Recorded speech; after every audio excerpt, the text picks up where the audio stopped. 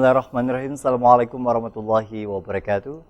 Alhamdulillahirabbil alamin wassalatu wassalamu ala asyrofil anbiya'i wal mursalin sayyidina wa maulana Muhammadin wa ala alihi wa sahbihi ajmain amma ba'd.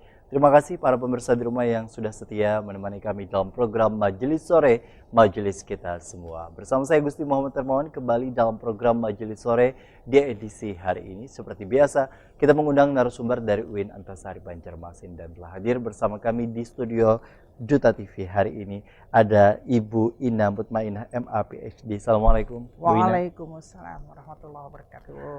Bicara bersama Bu Ina tidak lepas bicara mengenai pendidikan dan Selalu ya Bu ya. Apalagi bicara mengenai kita di dalam situasi pasca pandemi 2023, walaupun pandemi istilahnya sudah mulai mereda dan masih ada beberapa kasus yang kemudian juga masih istilahnya tenaga medis berkutat hari ini, tapi tidak separah di tahun 2020 dan 2021. Nah, kita memasuki era pasca pandemi, pemulihan dan hal-hal lainnya yang sifatnya sudah mulai dilakukan, terutama bagi pola pendidikan yang awal mulanya semua offline berganti menjadi online dan kemudian juga sudah mulai merambah kepada offline dan online kita hari ini menjadi dua opsi atau hybrid istilahnya.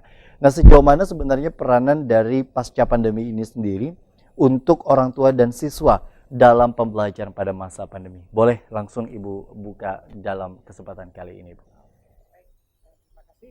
Assalamualaikum warahmatullahi wabarakatuh. Waalaikumsalam. Para Pemirsa yang terhormat,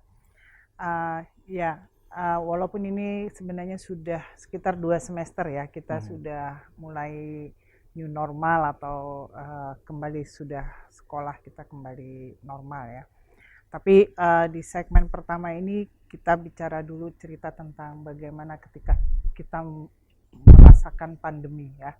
Jadi dalam waktu sekejap, saya ingat dulu tuh mulai ada kasus di Banjarmasin, ya kan, kasus pertama itu sekitar bulan Maret ya. Betul. Kemudian langsung sekolah libur 2 minggu, ceritanya 2 minggu. Tapi kemudian perpanjang, dan kemudian kita seperti takut keluar rumah, ya kan, karena kalau di luar rumah tuh banyak hantu, ya kan. Jadi sekolah kemudian online. Padahal sebelum itu nggak pernah kita dapat pelatihan, yang guru nggak pernah dapat pelatihan bagaimana melakukan pembelajaran secara online.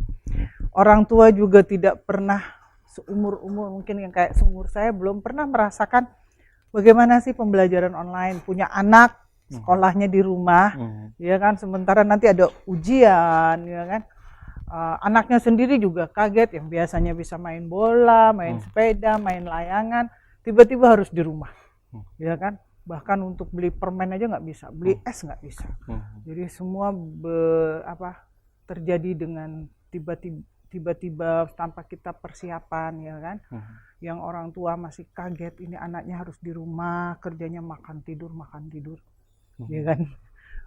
Kemudian siswa juga tidak siap karena ini gimana nih, kan biasanya mendengar penjelasan guru, ya kan, mencatat, tapi ini tiba-tiba mereka harus belajar di rumah, gurunya juga belum siap. Kemudian buku, tapi kurikulum tetap harus dilaksanakan, walaupun ada surat edaran itu bahwa ketuntasan kurikulum bukanlah target, tapi tujuannya adalah pembelajaran itu ditujukan agar siswa masyarakat belajar bagaimana menghadapi pandemi. Jadi semaksimal mungkin memang ketuntasan kurikulum itu dilaksanakan, tapi tidaklah seperti kelas-kelas offline sebelumnya. Saya kira itu untuk memulai itu. Kemudian nanti ketika ini sudah menjadi offline, apa yang terjadi, problemnya apa lagi, terus bagaimana kita sebagai orang tua, sebagai siswa kemudian harus menormalkan kembali yang sebelumnya sudah 2 tahun kita sudah terbiasa di rumah, ya kan.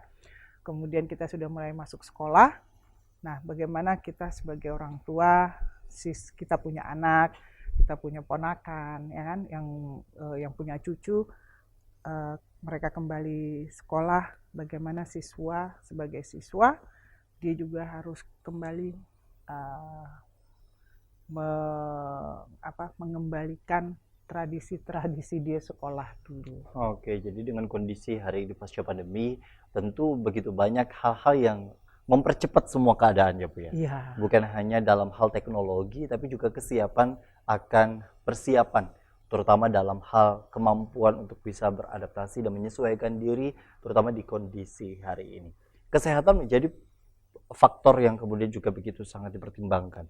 Orang tua rasanya ketika sudah mulai di kasusnya kemudian juga melandai, bahkan ada saja yang istilahnya cukup khawatir, istilahnya untuk kemudian juga mereka melakukan sekolah tatap muka dengan masih banyaknya marak kasus yang terjadi istilahnya. Artinya dalam hal ini yang tadinya istilahnya belum siap, pada saat dikembalikan ke pengaturan awalnya, seringkali ada saja kekhawatiran-kekhawatiran yang kemudian juga masih muncul. Tapi di luar dari itu semua Bu, kesehatan kan balik lagi hak bagi kita semua. Betul. Bukan hanya bagi seorang anak, seorang murid, atau kemudian juga seorang guru, tapi bagi seluruh kita sebagai manusia. Sejauh mana sebenarnya kesehatan ini dapat dijaga dengan baik, terutama dalam pembelajaran di rumah, yang istilahnya juga tidak semua dari orang tua memiliki keterpelajaran dan kemampuan untuk bisa membagikan pelajaran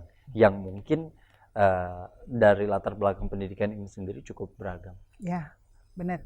Jadi ketika pandemi itu kita banyak belajar ya tentang kesehatan, pentingnya mencuci tangan, ya kan. Kemudian berhati-hati terhadap udara kotor, ya kan. Kita pakai masker, cuci tangan, kemana-mana bawa hand sanitizer ataupun tisu, ya kan. Di mana-mana disediakan hand sanitizer. Jadi kalau ya katakanlah perlu kemampuan finansial ya untuk membeli semua itu, tapi saya lihat di mana-mana ada disediakan. Jadi tidak ada kesulitan lah untuk hal itu. Cuma mungkin memang pembiasaan itu. Pembiasaan itu kemudian pada masa pandemi kita sudah terbiasa cuci tangan di mana-mana. Harapannya sih kemudian pasca pandemi itu satu aspek ya, aspek kesehatan, bahwa pasca pandemi kita tetap melanjutkan tradisi itu. Tradisi itu kan bagus tuh, cuci tangan, ya kan.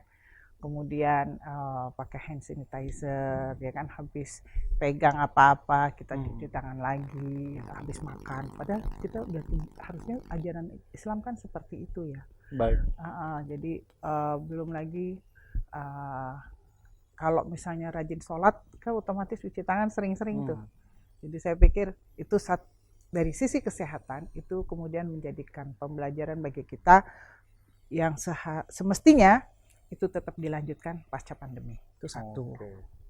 Yang kedua, kemudian pada masa pandemi orang tua mau tidak mau memperhatikan anaknya.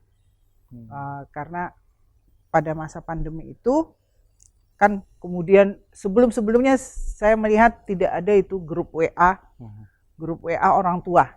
Ketika masa pandemi masing-masing kelas bikin. Jadi kok misalnya anaknya 4, ya udah 4 grup orang tua itu. Jadi kan laporan misalnya orang tua terima bahwa tugas bahasa Indonesia yang belum mengumpul tugas A, B, C, D, ya kan. Nah, mau nggak mau kan orang tuanya peduli tuh. Enak, ayo mana? Katanya nih kamu belum mengumpul PR loh. Oh iya. Nah, sebelumnya belum tentu semua orang tua memperhatikan udah ngerjain PR belum gitu kan. Nah, jadi pembiasaan untuk istilahnya monitoring kepada anak itu sendiri harusnya itu diteruskan terutama di pasca pandemi kali ini. Nah, kita nanti juga bicara mengenai pola asuh ya. Pola asuh di dalam hal ini kan juga keterikatan dan keterkaitan anak dengan orang tua dengan anak, terutama dengan proses pembelajaran di sekolahnya, baik itu yang secara online maupun juga hari ini sudah mulai offline. Sejauh mana sebenarnya ini mulai adanya bonding atau kedekatan dengan kedua aspek tersebut. Kita nanti akan kembali. Tetaplah bersama kami dalam program Majelis kita semua.